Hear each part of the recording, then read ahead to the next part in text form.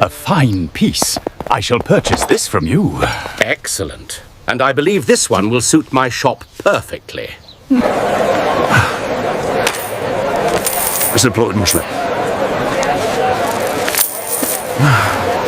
ക്രിസ്തുവിലുള്ള പ്രിയ സഹോദരീ സഹോദരന്മാരെ, ഇന്നത്തെ ലൂക്കോസിന്റെ സുവിശേഷം ദൈവത്തിന്റെ അക്ഷീണ കാരുണ്യത്തെക്കുറിച്ച് സംസാരിക്കുന്നു. നഷ്ടപ്പെട്ട ഒരു ആടിനെ കണ്ടെത്താൻ രാത്രിയെ പണയപ്പെടുത്തുന്ന ഇടയൻ, നഷ്ടപ്പെട്ട ഒരു നാണയത്തിനായി തന്റെ വീട് തലകീഴായി മാറ്റുന്ന സ്ത്രീ.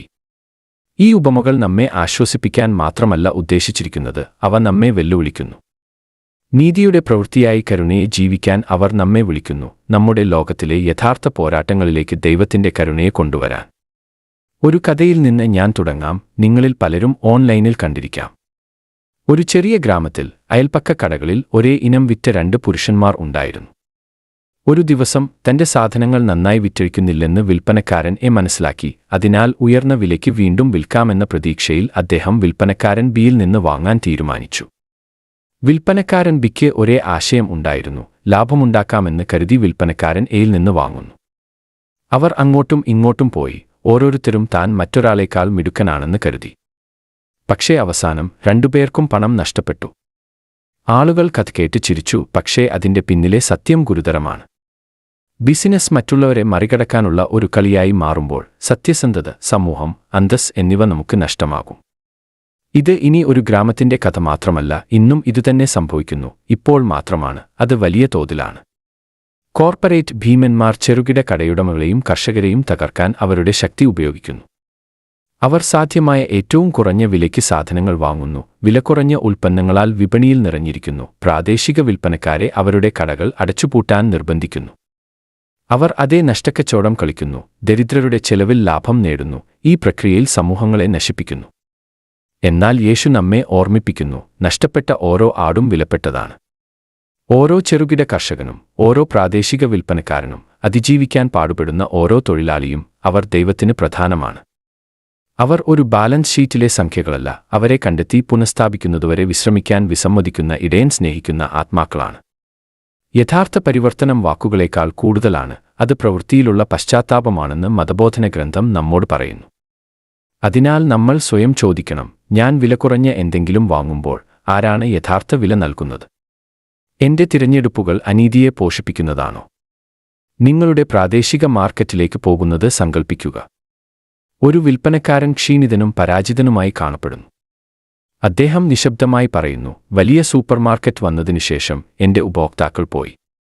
ചിലപ്പോൾ എന്റെ കടയെ നിലനിർത്താൻ ഞാൻ അവരിൽ നിന്ന് സാധനങ്ങൾ പോലും വാങ്ങുന്നു. ആ മനുഷ്യന്റെ ശബ്ദം, അത് നഷ്ടപ്പെട്ട ആടുകളുടെ നിലവിളിയാണ്. ക്രിസ്തു നമ്മോട് ചോദിക്കുന്നു, നിങ്ങൾ പോയി അവനെ കണ്ടെത്തുമോ?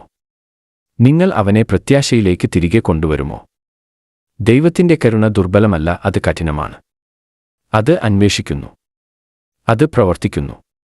നഷ്ടപ്പെട്ടവർ മടങ്ങിവരുന്നതുവരെ ക്രിസ്തു കാത്തിരിക്കുന്നില്ല. അവൻ അവരെ കണ്ടെത്താൻ ഇരുട്ടിലേക്ക്, പൊടിയിലേക്ക്, അപകടത്തിലേക്ക് പോകുന്നു. അതാണ് നമ്മൾ ജീവിക്കാൻ വിളിക്കപ്പെട്ടിരിക്കുന്ന കാരുണ്യം. വാക്കുകളുടെ മൃദുലമായ കാരുണ്യമല്ല, മറിച്ച് പ്രവൃത്തിയുടെ ശക്തമായ കാരുണ്യം. കോർപ്പറേറ്റ് അത്യാഗ്രഹം ലാഭത്തെ പിന്തുടരുന്നു. ക്രിസ്തു ആളുകളെ പിന്തുടരുന്നു.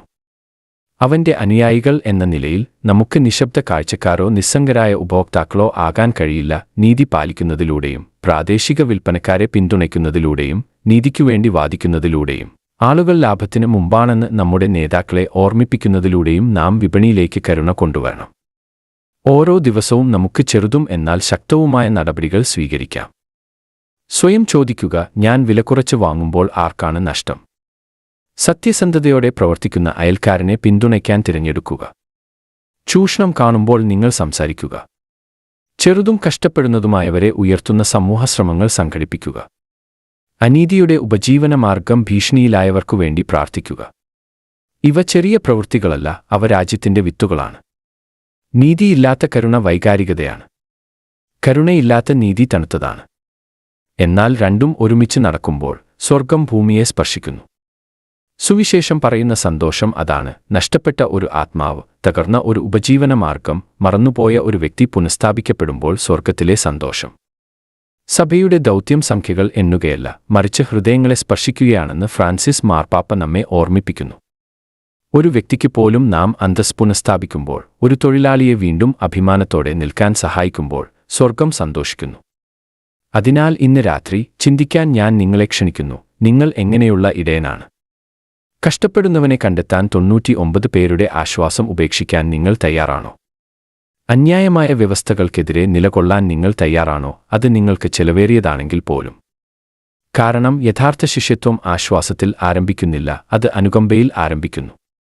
നമ്മുടെ സമ്പദ്വ്യവസ്ഥയുടെ കോണുകളിൽ നിശബ്ദമായി കഷ്ടപ്പെടുന്ന എല്ലാവർക്കും വേണ്ടി കാരുണ്യ മാതാവ് മാധ്യസ്ഥ്യം വഹിക്കട്ടെ. ധൈര്യവും വിനയവും കൊണ്ട് സഭയെ പരിഷ്കരിച്ച വിശുദ്ധ ചാൾസ് ബോറോമിയോ നമ്മുടെ സ്വന്തം കാലത്ത് പരിഷ്കർത്താക്കളാകാൻ നമ്മെ പ്രചോദിപ്പിക്കട്ടെ. നമ്മുടെ നല്ല ഇടയനായ ക്രിസ്തു നീതിയോടെ കരുണയോടെ ജീവിക്കാൻ നമ്മെ പഠിപ്പിക്കട്ടെ. അങ്ങനെ നീതിയുടെ ഓരോ പ്രവൃത്തിയിലും, എല്ലാ സത്യസന്ധമായ വ്യാപാരത്തിലും, സത്യത്തിനായുള്ള ഓരോ നിലപാടിലും സ്വർഗത്തിന്റെ സംഗീതം വീണ്ടും മുഴങ്ങാൻ തുടങ്ങും. നമുക്ക് എഴുന്നേൽക്കാം, സംസാരിക്കാം, പ്രവർത്തിക്കാം. ഒരു സത്യസന്ധമായ തിരഞ്ഞെടുപ്പ്, ഒരു കാരുണ്യപരമായ നിലപാട്, ഒരു സമയം, ഒരു വിശ്വസ്ത ചുവടുവെപ്പ്. നമ്മൾ അങ്ങനെ ചെയ്യുമ്പോൾ നഷ്ടപ്പെട്ടത് കണ്ടെത്തപ്പെടും, നീതി പുനഃസ്ഥാപിക്കപ്പെടും, സ്വർഗത്തിന്റെ വിരുന്ന് നമുക്കിടയിൽ തന്നെ ആരംഭിക്കും. ആമേൻ.